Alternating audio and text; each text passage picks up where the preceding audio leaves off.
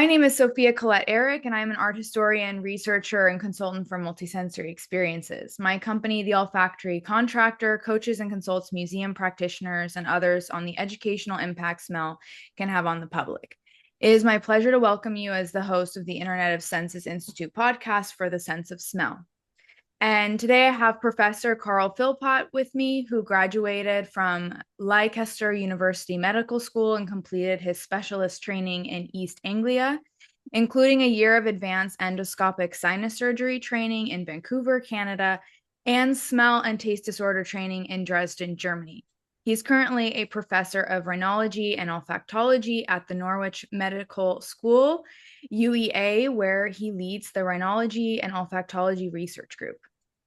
He holds honorary consultant positions at the James Paget and Norwich University hospitals. He's also a co-chair, trustee, and director of research and medical affairs for the patient charity Smell Taste. His research has led national projects such as the NIHR-funded macro trial on chronic sinusitis treatments. So thank you for joining us today. That was a long bio. Can you briefly introduce yourself, in other words, and explain your background? Yeah, hi. So my name is Carl Philpott. I'm sort of professor of rhinology and olfactology at Norwich Medical School at the University of East Anglia, and I lead sort of a program of research into chronic sinus disease and also smell and taste disorders.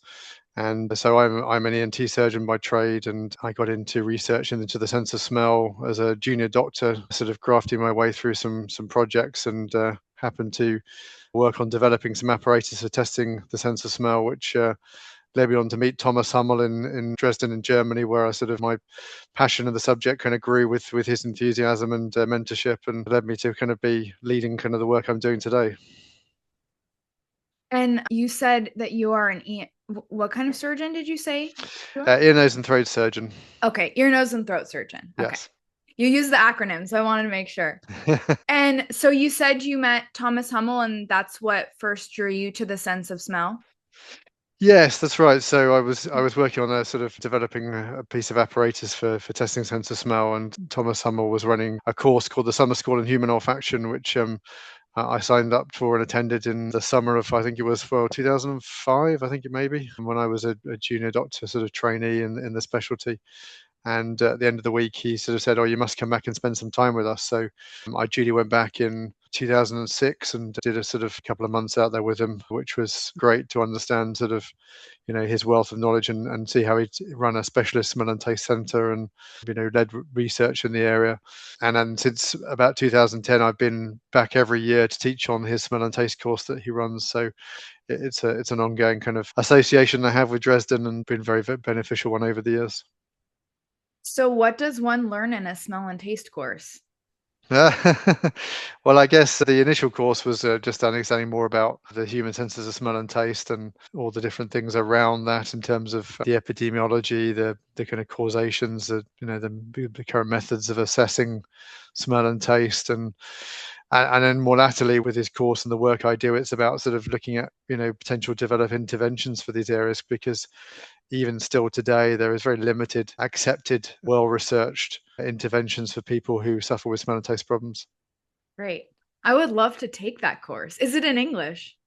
Yeah, it's in English. Yeah. I think it still runs regularly, and so I would definitely recommend it. Very It's a cool. nice week-long intense course, and actually, that summer school is a kind of melting pot of people from different backgrounds. So there's some are clinicians, some are non-clinicians, some come from university settings, some people come from industry settings to it. So it brings together different people from different backgrounds.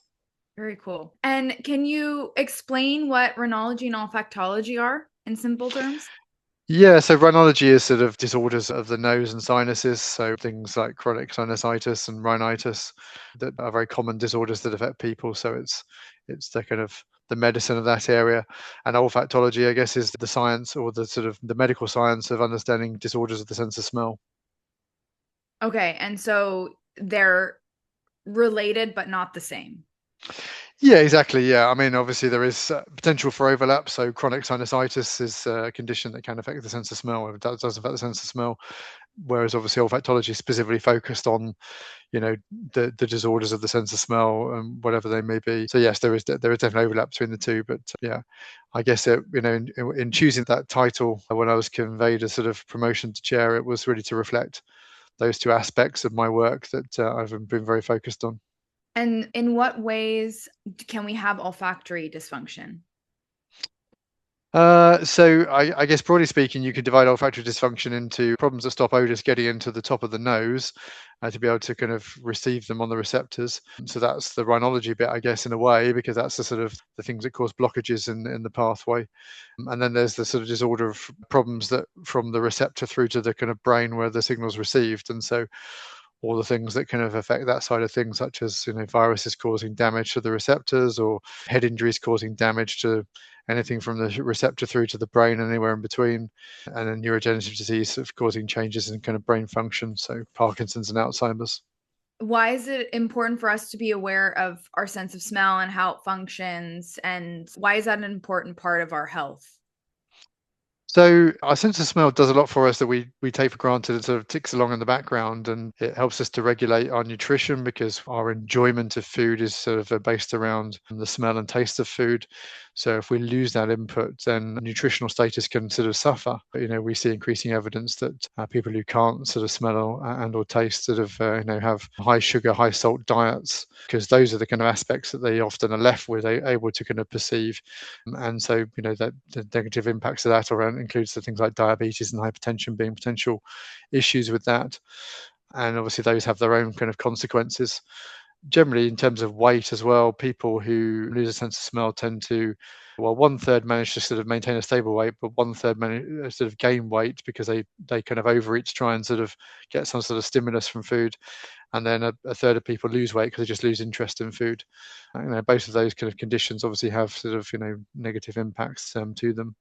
And then it's the psychological aspect. It's sort of actually if you get up every day and breakfast is pretty miserable because it's sort of feels like sort of eating cardboard if you have a bowl of granola, and then they can't smell the coffee, so that's not a good start to the day. Really, you can't smell your wife's perfume. You could meet your new grandchild and you can't smell the new baby smell because that's gone.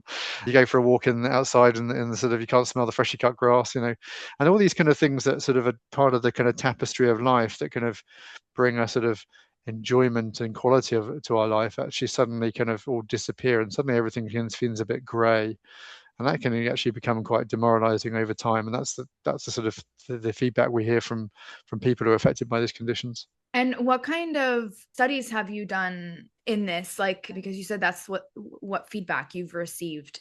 How have you been doing this research? Yeah, so we've done work with patients. So we've done sort of workshops with patients where we talk to patients and sort of get feedback from them. Done lots of surveys through our charity. So we have a charity in the UK called Smell Taste, which was established initially in 2012 as called Fifth Sense at the time, and then it became a kind of registered charity with the Charitable Commission in about 2018. And so all that ongoing work we do with our beneficiaries and members of the charity is to kind of to understand, all the issues that they face, the challenges they face, the quality of life issues, the difficulties they face in getting to see doctors about the problem, the kind of negative feedback they get from medical professionals around the problem, and then that helps then us to build the case for kind of funding research. So we've put a lot of work in the background to try and sort of make the case therefore for saying why we need to have better support in this area, why we need to develop better services, and why we need to develop better interventions for these people. Yeah, one of the videos I watched of yours was you spoke to a group about how common they think olfactory dysfunction and taste dysfunction is. How common is it? Have you found? Well, if you look at the kind of worldwide data, then the epidemiology points to it being about 1 in 5 people are affected by a smell and taste problem. So it's very common. If you look at complete loss of smell as an entity, so what we call anosmia, then that's probably about sort of between 1 and 5% of the population globally. If you compare that, say, to blindness and sort of profound hearing loss, then the numbers of those are around the sort of 1% mark. So we're at least equivalent to those kind of sensory losses, and yet it just doesn't receive the same sort of attention as a sensory impairment compared to those. Now, I get obviously the impact those conditions can have, but we're still light years behind where those kind of sensory modalities are in terms of the field of research around them, the work that's gone into them. So I mean, vision obviously tends to be the leading one. You've got, people can get retinal implants. We look at hearing loss, and people can now get cochlear implants as sort of when screening programs work, but we just don't have the sense of smell. Yeah, and I guess the empathy or the bedside manner around these kinds of conditions are not at all as high maybe as other conditions, whatever that may be, because I've heard from a lot of people who have these kinds of situations that no one and no doctor really understands the impact that it can have on your health and on your well-being, like you're saying, even depression, anxiety, all those things. So it's important that places like Smell Taste or research institutions like this are coming up, because I think they are becoming more common, right? Because we also have Stana in North Yeah, North that's right. America. Exactly. Yeah. Yeah. So Yeah, there's definitely been an increase in sort of patient support organisations and in this area, which is great, because the more we advocate for patients, the better chance we have of driving that through to kind of see meaningful research that kind of changes things for these patients. But yeah, it's one of the things that I still continue to hear from patients is kind of that I got the shrug. I went to see the doctor, said I can't smell, and they went. And yeah, that's kind of like the sum total of advice that they get from from interaction with the medical profession, which is quite demoralizing for them, really, because they just don't get even the signposting sometimes to the right people. And even worse, sometimes they get told, oh well, I think it's worse, you could have lost your life in this process, if say if they've had a head injury, yeah. and the problem of the sense of smell just gets kind of pushed to one side as a non-important issue. So what is the the situation now in terms of diagnosis and treatment, and what would be, in your opinion, the ideal situation? I mean, at the moment, it's very patchy. So in the UK setting, someone has a awareness of problem with the sense of smell, then we go and see their GP, and then obviously depending on that interaction, they may or may not get through to someone in secondary care. If they get to secondary care, they may not necessarily see someone who's necessarily able to support them or help them with their problem. And there are a growing number of smell and taste clinics that sort of support work, but how patients get through to those can be patchy. And then obviously the provision of then sort of evaluating those patients, particularly in things like sort of doing smell and taste tests, again, is kind of very variable and quite limited. And we had a recent survey done of UK practice, and the number of centres that were offering kind of assessment for patients was less than 20% of the centres that responded. And so if we then actually look at the fact that quite a lot of centres didn't respond, that we know that the problem's much bigger than that. I think the other aspect is the kind of screening side of things, because we know inevitably that people's ability to kind of be aware of a problem, particularly if you're looking at things like neurodegenerative disease, there's a whole group of people that potentially we're not picking up and could be picked up through an established screening program. And you have to kind of look at sort of the example of going down the high street. If you in the UK high street, you might walk along and see companies that offer sight testing, and they'll often offer hearing testing alongside that, but they don't offer you a smell test in there. And that actually would be very simple to provide. I mean, they could do a simple 12-item screening test in one of these kind of retail outlets, and at least give someone an idea of how the sense of smell is working. So I guess getting to that point where that option is available to people is a major kind of hurdle we need to get over first. And So we do what we call psychophysical smell testing, and so that can comprise typically three sort of components. So the most common one that gets used is identification testing. So you present a smell to someone, and you give them a choice of usually four options to choose from as to what that smell might be, so that they have to identify the odor. Now, it's a quick and easy thing to do. So, you can go through sort of a number of smells fairly quickly. The limitation of it is that it has to be tested out culturally, so it has to be kind of smells that are familiar to the individual population, and obviously the individual has to be familiar with the smells before to be able to identify them. So there's a degree of central processing in the brain that sort of requires that kind of recollection and prior exposure to it. The other two types of testing we can use is something called threshold testing, which is basically where you look at the concentration of one particular odor, so how weak a concentration someone can detect. It's a bit like volume control for smell, if you like, really. So you kind of start from the weakest and work up to you find the point at which the person detects it. The advantage that it requires no prior experience of the odor that you're using, because you're basically just asking them to say whether or not they can detect an odor, so they don't have to have any prior experience of it. And it tends to kind of measure more about what's happening in the nose rather than beyond the nose in terms of the smell pathway. And then the other part is what we call discrimination. So you can present 3 smells to someone, 2 are the same, one's different, and you ask them to determine the odd one out. And again, the smells you can use in that sort of test battery, the person doesn't need to have any prior experience with them, because you're simply to kind of separate out which one is the odd one out. So even if they've never smelled those smells before, it doesn't really matter. Can you give an example of some of the scents that you've used for maybe in the UK? So for threshold testing, we typically use phenethyl alcohol, which is basically the smell of a rose, or you can use 1-butanol, which is kind of like a pear-like kind of odor. And phenethyl alcohol we use a lot also when we do objective testing using an olfactometer, so that's quite a sort of commonly used odor. And then in the identification tests, I mean, you tend to get a mix of food odors and non-food odors. Most of the smells are sort of relatively pleasant, but I mean, there is a kind of fish odor in one of the test batteries, which I consider unpleasant. I guess some people might might like it a bit more, but so that's generally is a mix of food and non-food odors. So yeah. And so you introduce the person to these exact scents before the test and then like over So time or no, so you don't tell them what they're going to be smelling beforehand. Identification test. You usually have a display screen with 4 options on it, or you have a card with 4 options on it, and you wave the pen under their nose and you get them to choose which one it is. okay.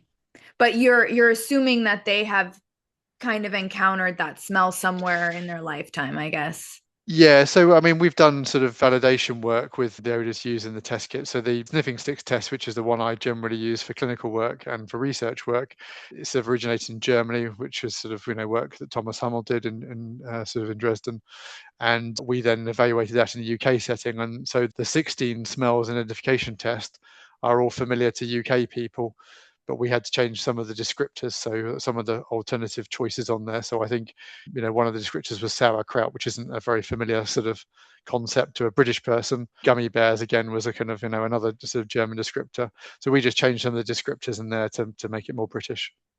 Where have you done this kind of testing, mostly in the UK or also other In, countries? in in the UK, yes. So I Only in mean, the if you UK. if you if you look at the literature, then people have done that in other sort of settings in other countries, so they validate it for other countries. Another good example is the upsit test, which is sort of again, it's originated in America. So some of the odors and descriptors in there are sort of things like root beer, wintergreen. I mean, the British people wouldn't know what those are. So there's a British version of that test that's been adapted again to make them more familiar to a British audience.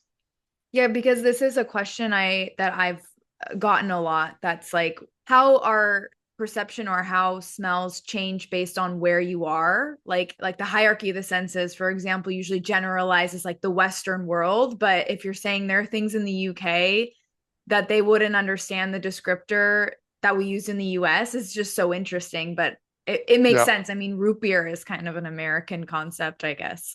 Yeah. So I think I remember my father ordering from McDonald's when I was sort of a child, but I don't think many people sort of know root beer particularly as a kind of as something they would know to what it smells like. So yeah, it's I mean, it's very culturally sort of specific, and so you just need to make sure that any kind of test battery you use is kind of adapted for your cultural audience that you're going to testing. It's really interesting. Also, some of the videos that I've watched have also been largely on COVID-19. What's some of the Mhm. research that you have done on that?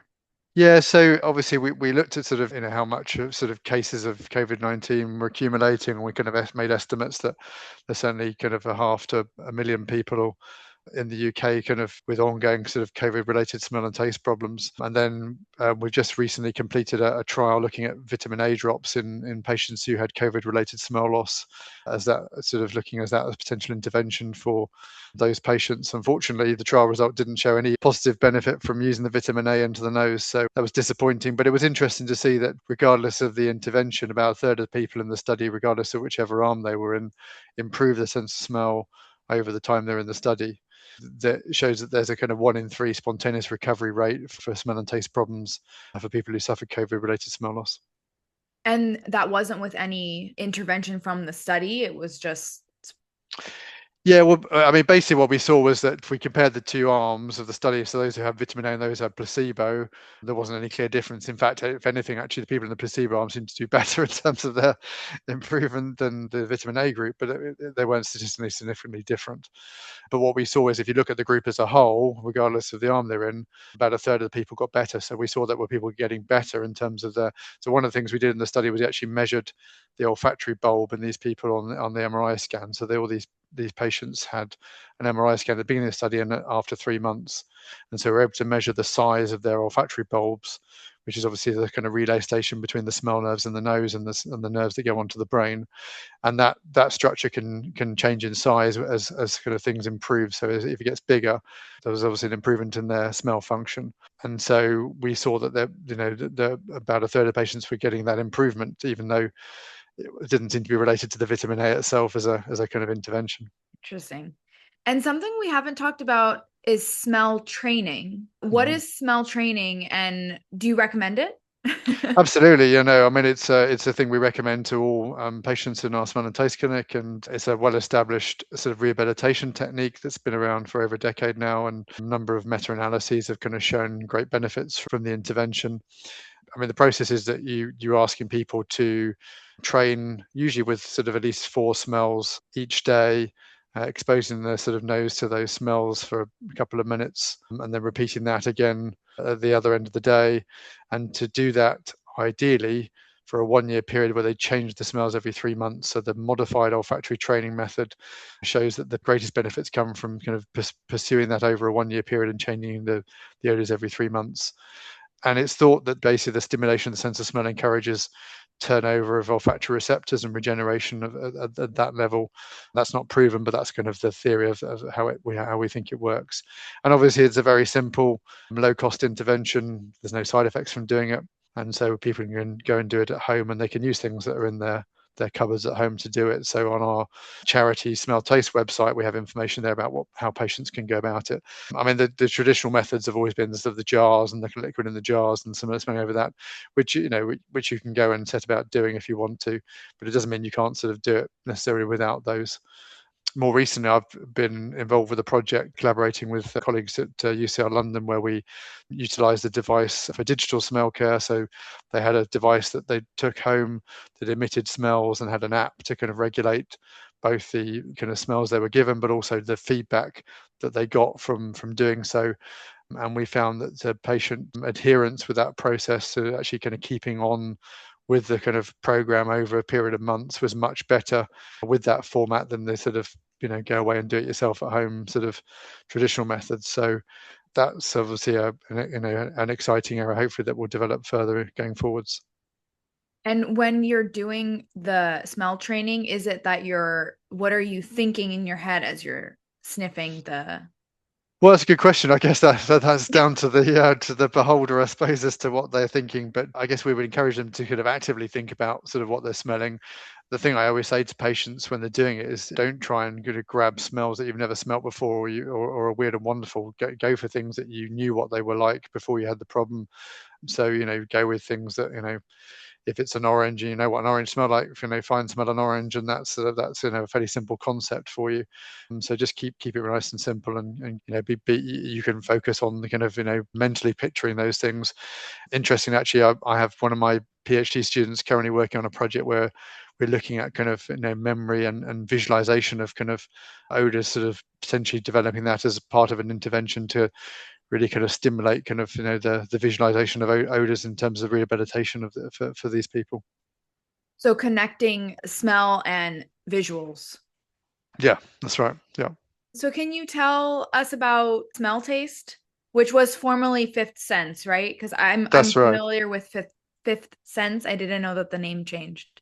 Yes, yeah. So with Fifth Sense, we kind of established in 2012. So Duncan Boak, who's our sort of founder and current chief executive, well, he suffered a head injury himself, lost his sense of smell, and then he was reading a book called Season to Taste, written by Molly Birnbaum, and who was an American author that had she was a trainee chef at the time and had a car accident where she was a pedestrian knocked over by a car, hit her head. Her sense of smell was sort of significantly affected.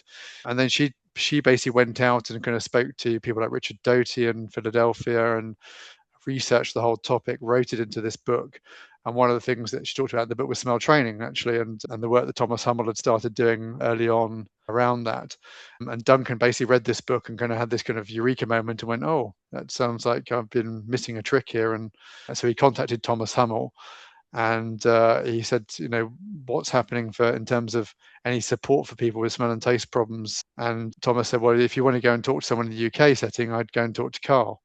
So next thing I knew, Thomas put Duncan in touch with me, and we arranged to meet. And that was really the kind of beginnings, the sort of foundation of Fifth Sense. And we ran a public event at the St Andrews Halls in Norwich in 2012. I think it was later in 2012.